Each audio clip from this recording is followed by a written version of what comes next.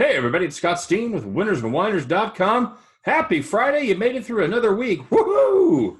And it is time for your double dose of Today in Sports Betting. As always, I'm joined by my partner in crime, the one, the only, the host with the most, my right-hand man. He is Scott Reichel. Scotty, happy Friday, buddy. Yeah, I made it through another week. It's a lot easier nowadays because you actually have sports around the clock to watch. So I noticed that the hours kind of go by a little bit easier nowadays, if you know what I mean. You know what I figured out? There's different days in the week. Who knew? I also discovered that. I know. At some point, you kind of just thought they all merged together just to form one week, and you kind of forgot about each individual day. Yeah, it's like Monday nowadays, I found myself less likely to take naps now that you have NBA games going on from basically noon all the way through to, I don't even know, 1 in the morning East Coast. Sun up to sundown, baby. Yeah, it's the last game starts at what, 10 o'clock? Something like that, but I know that hockey's starting at noon again. So, yeah, you just have sports all the way around, and I'm sure a lot of people have enjoyed this type of situation, at least in comparison to what it was a couple weeks ago. Yeah, I know people like us who work at home who could turn on the game in the background and get our work done. It's pretty sweet.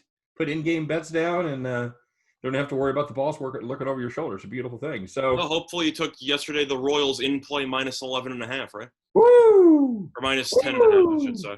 How about those Royals? You know what? It should have been a shutout. Can I go ahead and we broke our 7-game losing streak, and now I'm going to just bitch that it should have been a shutout. Well, at the end of the day, when you're up 13 runs, they're going to bring in the worst end of your bullpen. And, it turns out the worst end of your bullpen's not that good. Yeah, it wasn't the bullpen's fault. Actually, McCarthy pitched well. Hit a sinking line drive to center field, and the center fielder, the new Terrence Gore, whatever his name is, the guy, the designated runner, came in and tried to make a sliding catch and hit him kind of in the hip, chest. You should have most competent center fielders would have had that. That would have been the third out for the shutout. But you know what? I ain't bitching. I'm not bitching a bit. But hey, let's talk about some basketball, shall we?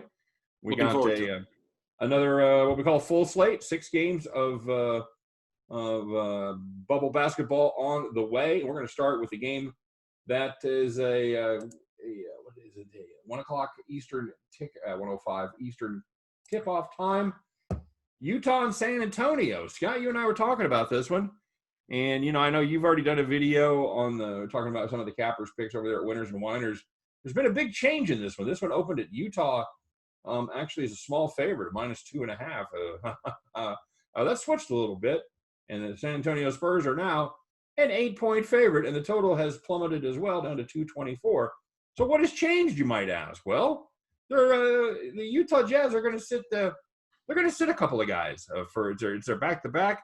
They're going to get a little rest. They're only going to sit Mike Conley, Donovan Mitchell, Royce O'Neal, Rudy Gobert, and Nigel Williams-Goss. Other than that, they should be at completely full strength. Scott? Anytime you see Emmanuel Mudiay and George Niang starting in an NBA game, you probably should be 8-point underdogs or more. That's kind of my takeaway from the actual projected starting lineup. For this game itself, though, I got no interest. The issue that you have is I was thinking about the under because the Jazz should have no scoring options. But Gobert is so good defensively that now Utah basically has no paint protector whatsoever. So I wouldn't be surprised to see Utah just be terrible defensively today. So I don't really have a thought on this game. I guess if you want to make the argument that you should lean to the Spurs, you can obviously make that argument. But is it me or do I just have no interest in betting this game? Are you the same way? Yeah, there's just, gamblers hate, at least, pros hate uncertainty. That's what happened with the Nets game where, you had the Bucks at 17.5 where everyone thought, oh, the Nets benched everybody, so the Bucks should kill them. Next thing you know, the Bucks decide to bench everybody at halftime because even they don't care about the game. The Spurs have to win. I got to say this because I've been reading this on Twitter, and I got to point this out. The Bucks were down 8 at halftime, playing full strength. Yes.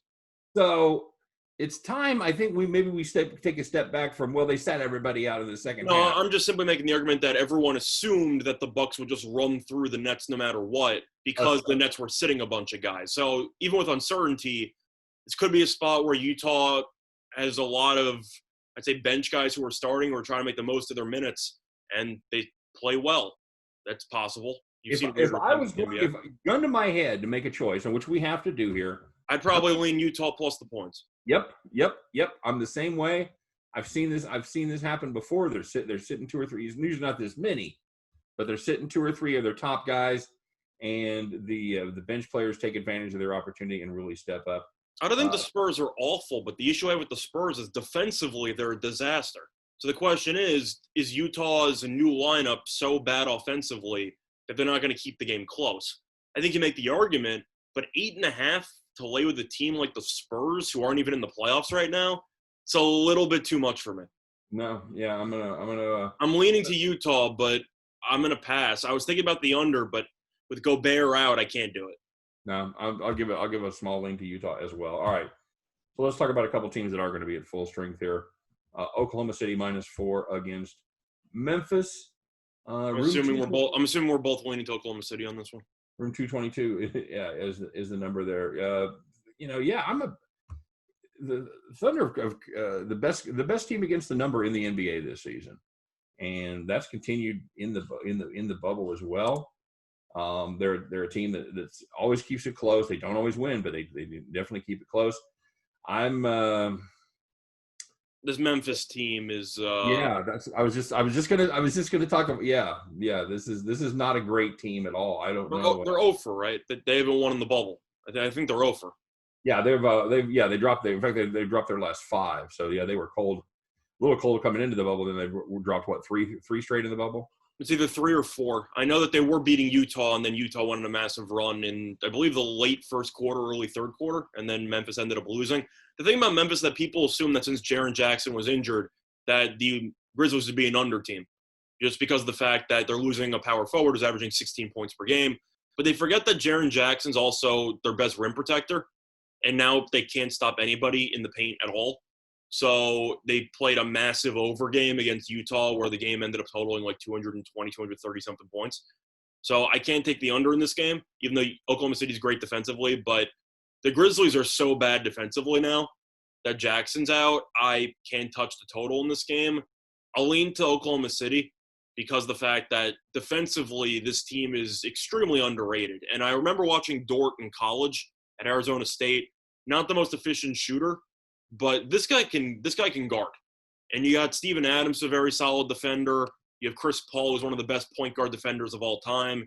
Gilgeous Alexander's a pretty good wing defender as well. This team just knows how to put the clamps down defensively, and I think the Grizzlies just can't guard anybody on any given possession. So I'd have to lean to Oklahoma City. No, I'm not even going to lean. I'm going to give a full play on that one. This Oklahoma City defense is top notch, man. It's the second best defense in the NBA behind only the Lakers as far as points per game, giving up 108 per game. I think the Raptors are also ahead of them, but they're top 3 as far as in the West. I'm sorry. In the West. Okay, in the West. Yeah. There's actually a few teams in the East that are a little better, but that's because they play each other a lot with more crappy offenses. But yeah, they're the second team in the West. I think this Memphis team is done, buddy. I'm looking for a bet against as far as them making the playoffs. They've got 4 teams breathing down their necks.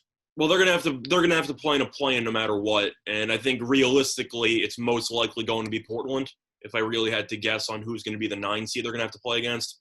So the question is, can this active Grizzlies team beat the Trailblazers in one out of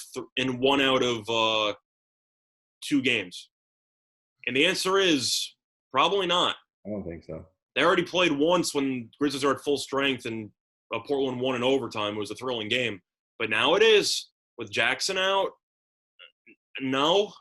Unless Morant goes off for a game for 35+, I don't think the team's that good. Which is certainly possible, but well, he's going to win Rookie of the Year, so it's definitely possible, and Morant's a tremendous player. But in reality, this team just doesn't have the shooting. No, I'm completely with you here. I'm all over OKC in this one. They're playing well, and they're playing a team that is shorthanded, not playing well. Wasn't playing well before they got here, and then take away their best defender and Jaren Jackson, and that's it's all hands on deck. It's panic time for Memphis, and I think this team's done. Yeah. Plus, Memphis also is very young, so you have to wonder about the lack of experience and how they're kind of crumbling under the pressure, kind of thing. I got to give props to Billy Donovan, though, as the coach of the Thunder, because I really thought they might have potentially fired him by now. And I thought that after you end up losing Durant and you tried the Westbrook-Paul George experiment, which was a disaster, I thought they were going to pull the plug on him. But he completely changed the culture defensively, and I got to give him respect for that. Yep, agreed.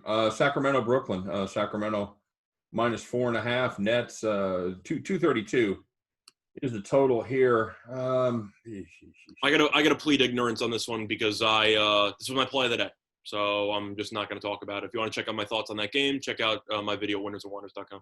No, I'm good, thanks. You don't have to. I'm just saying. I gave out my thoughts on this game already a couple hours ago. All right. You know what? This is to me this is an interesting contest. You've got Sacramento is played decently. Brooklyn has been Jekyll and Hyde. I am going to take Sacramento right here. I'm going to go ahead and lay the 4.5. That's I still don't see any way to back the Nets here. I can't do it. Yeah, so I'm not going to give out my thoughts on the side because that was my play today. But for the total, I'll give out my lean here. I like the over in this game. Brooklyn, they're potentially going to be without their starting center, Jared Allen, who's pretty much a defensive specialist as he's dealing with an ankle sprain. So with him potentially being out there as a rim protector, I think the Nets defense will somehow get even worse. They give up 149 points to the Celtics, and I think that the Kings, who like to play an up-tempo style, even the Nets, since the restart, have had pretty high-scoring games. This team seems to just love to run and shoot. They just go up and down the court, chuck a three, don't play defense, go back, chuck up another three. But I think this game could turn into a track meet, so I'd lean to the over in the spot.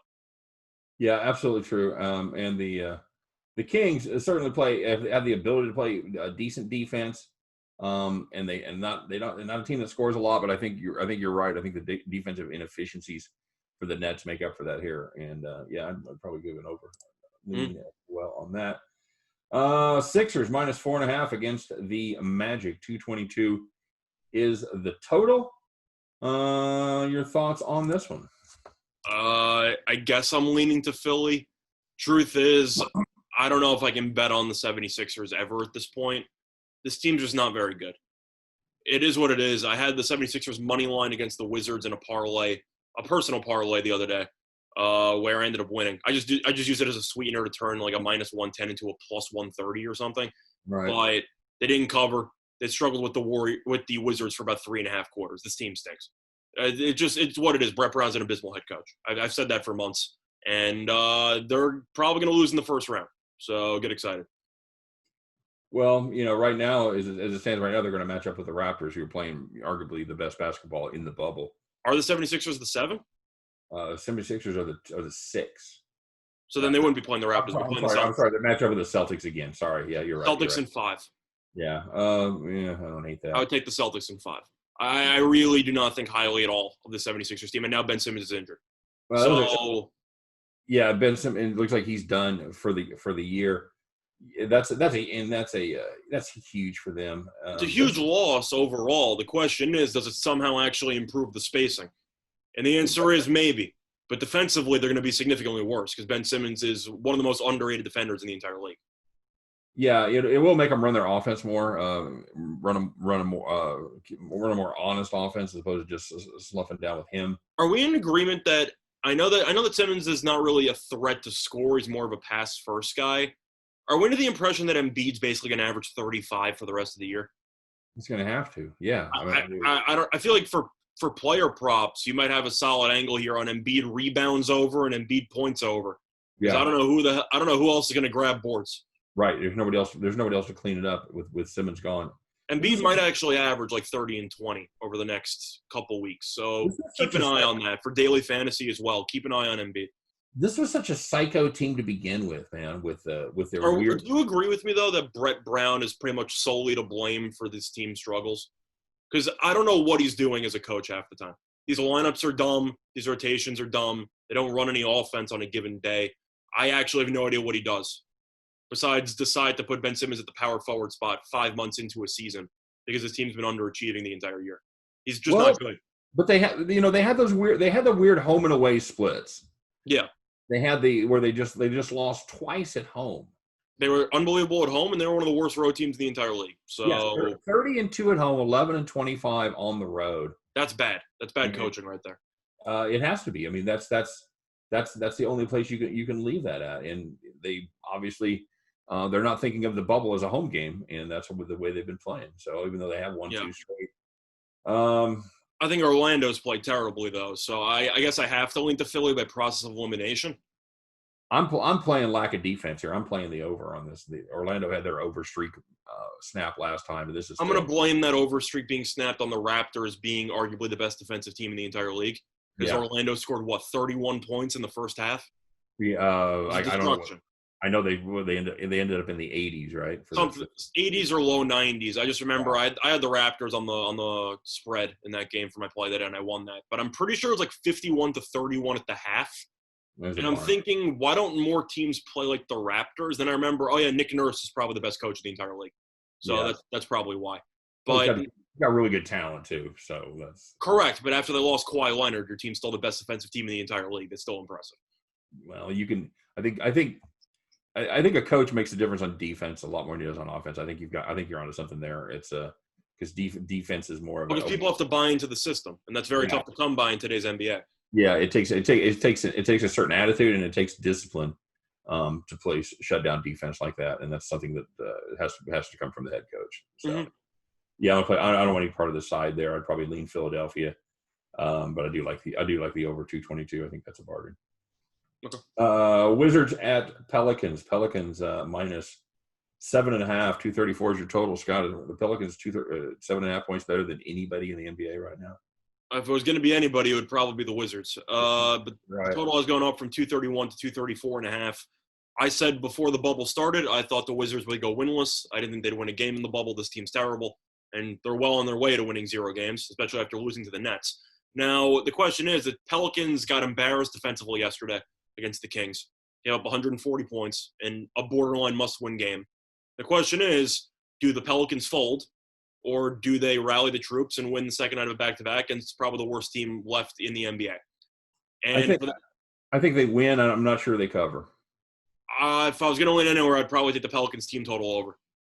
Because I can't lay 7.5 with the Pelicans, who are abysmal defensively. Yep. Is Washington good offensively? No. But they have some pieces that can actually score. I don't think the Wizards can guard anybody. And I think that Zion, assuming he doesn't have a massive minute restriction on a back-to-back, I think the Pelicans could easily score 130-something points in this game. So I'll lean to the Pelicans. What's they going to put our team total at? Somewhere around 120.5, something like that. So. Should be around there. It's 7.5. Well, realistically, it's 121. 121.5. Yeah, I take the team total over all day, every day. You know what? That number's gone. That number's flying up. It's 235 now. That's within the last. I put those. Yeah. I updated these numbers half an hour ago. That's why I can't really take the full game total because the Wizards offensively aren't great, and I know Pelicans defense is terrible. Maybe they'll put in a better effort after such a terrible showing. I doubt it. But offensively, this team can score with the best of them, the Pelicans, and I think that they should be able to score 125, 130 in this game. So I'll take the team total over for the Pelicans. Okay, yeah, I'll go with you on that. That's probably my favorite play. You don't have to count on the Wizards to be. I'm ignoring the defense for the Pelicans because I've said before Alvin Gentry's teams have played no defense in the past, and yet people are shocked they play no defense. This team has no interest in playing defense. They're not going to buy in, and Brandon Ingram has never been a defensive stopper by any means. So it's a buy-in thing. Nobody's bought into a defensive system, and they'd rather outscore their opponents. So for that case, I'll lean to the over for that individual team. What about Raptors Celtics? Really kind of the Celtics' last gasp at the 2 seed. These Raptors have been. I don't know. Can you bet against the Raptors at this point? I don't think you can. Nope. That's as close to an auto play for me as there is. I'm taking the Raptors -2, and just set it and forget it. That sounds like what I would do here. The only question is, it would open up at 3. It's down to 2.5 or even 2 at some spots. Think you're better off waiting before opening tip? Yeah, I definitely keep an eye on the line movement if you've got access to different lines. I would check the trends there because it has gone down to 2. That's what I'm saying. I'm curious if this will go down to 1.5 or 1. If it goes down to any number less than 2, I'd probably just take the money line instead. Sure. Yeah. Right. Well, right now it's juiced. Right now it's juiced. I'd be tempted to take the money line because it's juiced to minus 115 at -2.